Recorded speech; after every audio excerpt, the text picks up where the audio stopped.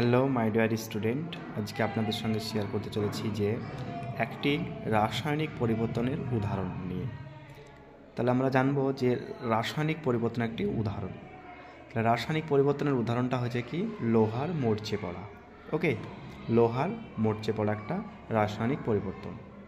আরও অনেকেই আছে রাসায়নিক পরিবর্তনের উদাহরণ, সেগুলো আমি আমরা বলছি না, ঠিক আছে। আমি জাস্ট একটাই বললাম, সেটা কি লোহার মরচে পড়া। এটাকে কেন রাসায়নিক পরিবর্তন বলা হয় সেটা একটু জানি। যে লোহার মরচে পড়ার পদার্থের যে মূল যে অণুর গঠন, সেই অণুর গঠনের পরিবর্তন হয় এবং তার বাহ্যিক অবস্থার বা বাহিক অথবা বাইরের অবস্থার পরিবর্তন হয়, ঠিক আছে। সেই জন্য আমরা এটাকে কি বলবো, রাসায়নিক পরিবর্তন। এটা কি বলবো, রাসায়নিক পরিবর্তনে পদার্থের বাহিরের এবং ভিতরের দুটোই অণু পরিবর্তন